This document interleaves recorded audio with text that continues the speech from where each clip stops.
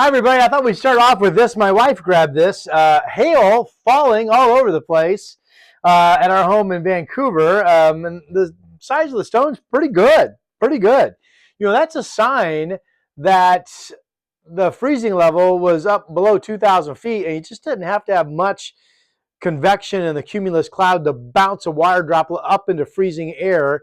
It freezes into a hailstone, then it eventually comes back down. But again, that was a pretty good hailstorm rather, up here in Vancouver. You see it totally covering the barbecue right there. So anyway, that's kind of fun, right? Okay. Now, if you're looking at a radar, a reminder, and this isn't the best imagery from the National Weather Service, but you can see some yellows embedded. Those are heavy downpours, and especially if you get kind of the orange into red, then often that does indicate you have some hail in the area. We certainly had that today. Satellite picture showing, see the speckled cloud pattern? Again, that's sun breaks with scattered showers and a cold weather flow coming into us. We had the steady rain this morning. That was with the cold front. And then that cleared. And then as the sun started to break through and temperatures bounced into the upper 40s, I think it was this afternoon across a good chunk of the Willamette Valley, we started to fuel these heavy downpours with some hail. That's going to be a theme that will be possible again tomorrow and probably again Saturday. Saturday's a day a lot like today, by the way. We have a cold front in the morning, and then it breaks into showers. It could be heavy like that. Okay, I showed this to you yesterday, the fact that March is coming cold and active and kind of roaring like a lion with the folklore saying of in like a lion, out like a lamb. Problem is, we may not go out like a lion. We may go out the same way, roaring out like a lamb. We may go out still roaring like a lion.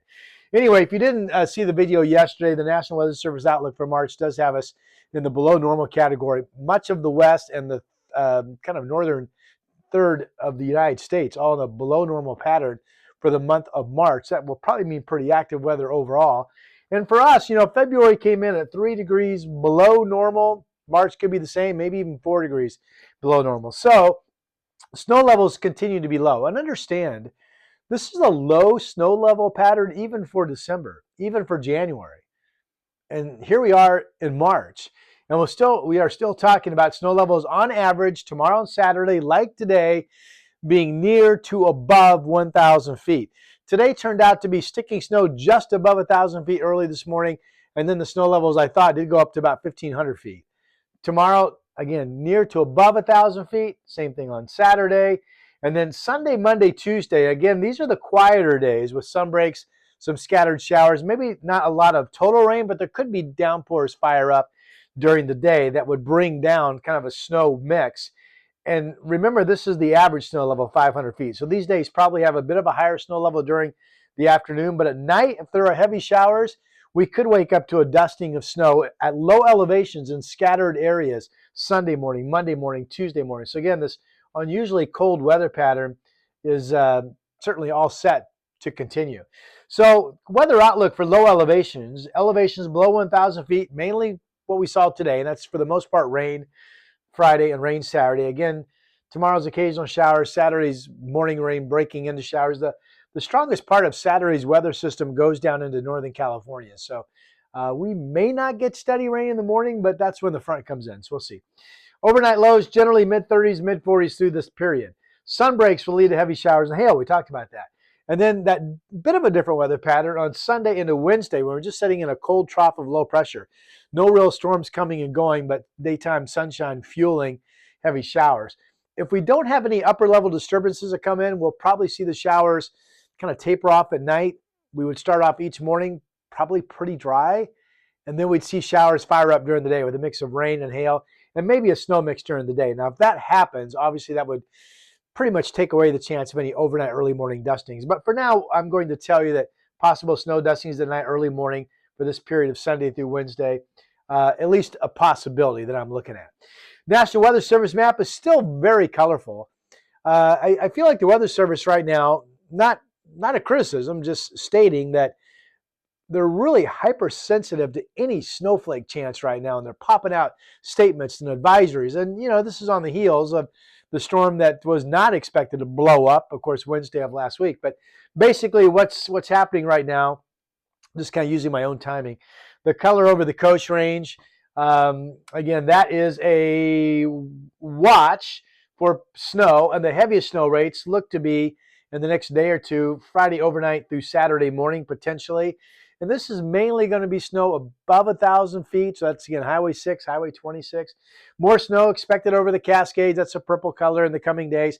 They didn't get as much today as I thought. Last check, I think it was 4 inches at Meadows and Ski Bowl and 5 at Timberline. They could have similar amounts tomorrow to maybe a little bit less, and then similar amounts on Saturday. And then this is just a special statement talking about up and down I-5, the tan color, talking about what we just talked about, the fact that snow levels are unusually low for this time of the year, and just something you kind of need to keep an eye on. Okay, I want to take a moment and talk about California and relate it back, their snowpack, to our snowpack, okay? I find this really interesting.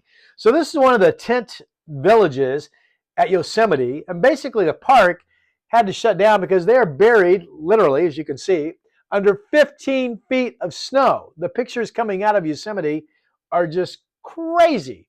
Now, here's the payoff. Remember what has been one of the big weather stories nationally for years now? California drought, California drought, California drought. Here's the latest drought report from the National Weather Service.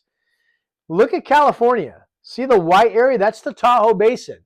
No longer in any drought, period. In fact, precipitation normal to above. The snowpack has been crazy.